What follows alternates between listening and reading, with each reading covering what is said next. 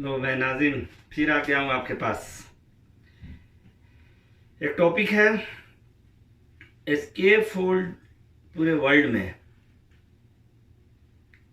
World के अंदर ये जो एस्केप फोल्ड बन रहा है और डिसमेल्टिंग इरेक्शन हो रहा है, इसका मॉडिफिकेशन हो रहा है। सबसे ज़्यादा पूरे वर्ल्ड में सेफ्टी डिपार्टमेंट हो या कोई भी डिपार्टमेंट हो एस्केप फोल्ड पर फोकस क्यों करता है? एस्केप फोल्ड क्यों ज़रूरी है, या एस्केप फोल्ड में जो भी क्राइटेरिया आता है उसमें क्या इम्पोर्टेंस है कि इतना ज़्यादा एस्केप फोल्ड के ऊपर ख्याल किया जाता है। मैं सबसे पहले एक छोटी सी बात आपको बताना चाहता हूँ। एस्केप फोल्ड एक बहुत बहुत बहुत हजार्डियस जॉब है। क्यों?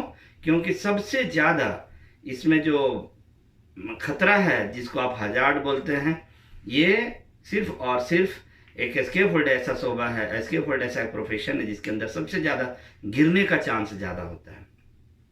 और एक एस्केप होल्ड ऐसा एक प्लेटफॉर्म है, टेम्पोररी प्लेटफॉर्म, पहले भी बात हुई, टेम्पोररी प्लेटफॉर्म है जिसमें आपको सिर्फ एक टेम्पोररी प्लेटफॉर्म बना करके दिया जाता है जिसमें वर्ल्ड का जितना भी काम है सारा काम किया जाए। डैट मीन्स इसके कहने का मतलब ये होगा कि एस्केप होल्ड एक ऐसा टेम्पोररी प्लेटफॉर्म है जो पूरे वर्ल्ड के काम का सॉल्यूशन है, पूरे वर्ल्ड के काम को करने का आसान तरीका है।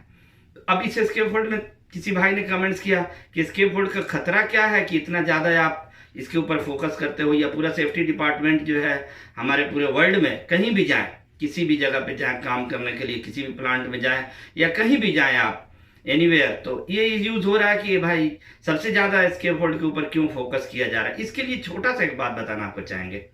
वर्क एट हाइट रेगुलेशन जो 1974 में बना, आपको मैंने पहले ही बताया था, और ये आकर के फिर रेगुलेट इसको हम लोग कहेंगे ऐसा कि इसको फिर दोबारा लेकर के आया गया, अमेंडमेंट होता रहा, अमेंडमेंट हुई फिर 2005 में।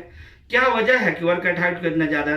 तो इस बात का इतना ही हम आपको जवाब देंगे, ये हमारे लाइफ को बचाने के लिए ये सेफ्टी डिपार्टमेंट का एक रेगुलेशन है जो 1974 और 2005 का इशू है कि ये सेफ्टी डिपार्टमेंट हमारे लिए है कि हमारे लाइफ को सेफ रख सके।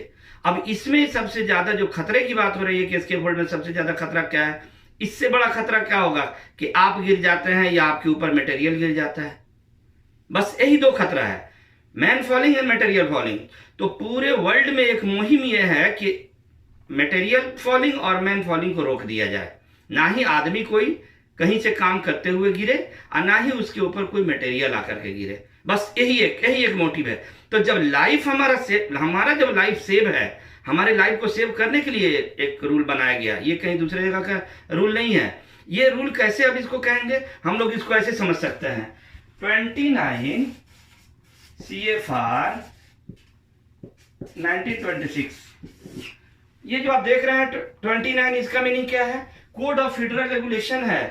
पूरे वर्ल्ड के ह्यूमन को बचाने के लिए ये ह्यूमन राइट्स का लॉ है कि हेल्थ सेफ्टी डिपार्टमेंट का ये लॉ है। हेल्थ डिपार्टमेंट जो आपको देख रहा है, HSE जिसको आप बोलते हैं, हेल्थ एंड सेफ्टी डिपार्टमेंट, ये आपको बचाने के लिए एक कानून रखा। इस कानून का नाम दे दिया CFR code of federal regulation 1926। अब इस रेगुलेशन के अंदर में क्या क्या आएगा वो आपको मैं बता देना चाहता हूं। इसके अंदर आएगा कि कोई भी मैन एंड मटेरियल कहीं से भी ना गिरे, आदमी कोई नहीं गिरे और मटेरियल भी ना गिरे। अब इसके लिए अगर के ना गिरे तो क्या करना होगा?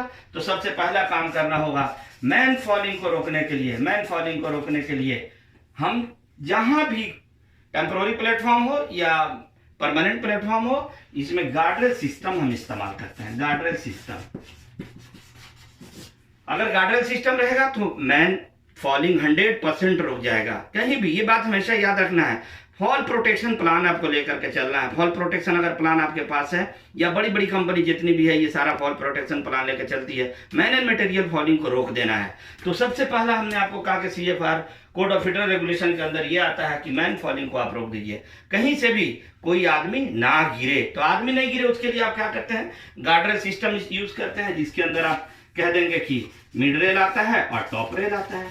अगर ये दो आप काम कर देते हैं, किसी भी प्लेटफॉर्म के चारों साइड से अगर ये लगा देते हैं, इवन घर के छत पे आप देखिए चारों साइड से आप बाउंड्री करवाते हैं, दीवार लगाते हैं, इसका मीनिंग ये है कि आपने गिरने के चांस को खत्म कर दिया। दूसरा मटेरियल फॉलिंग की बात करते हैं। मटेरियल फॉलिंग, तो ये दूसरा लॉ कह रहा है कि किसी भी जगह से कोई भी मटेरियल ऊपर की तरफ से नीचे ना गिरे। अगर वो गिरेगा तो हार्म करेगा, इंजरी करेगा, तो उससे हमारा और आपका कुछ भी हो सकता है, इंजरी हो सकता है, फर्टिलिटी हो सकती है, कुछ भी हो सकता है।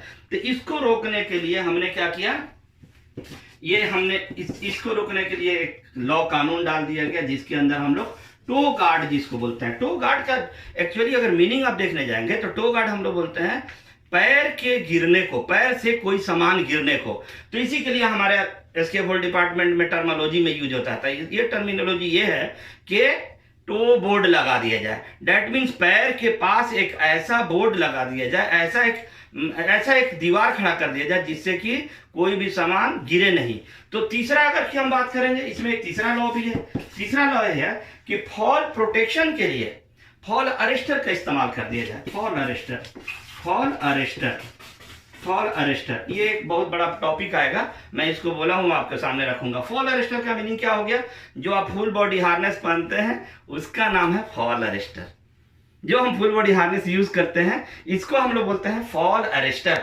अब एक और, ये तो 3 हुआ, एक और मैं आपको बात बता देता हूं।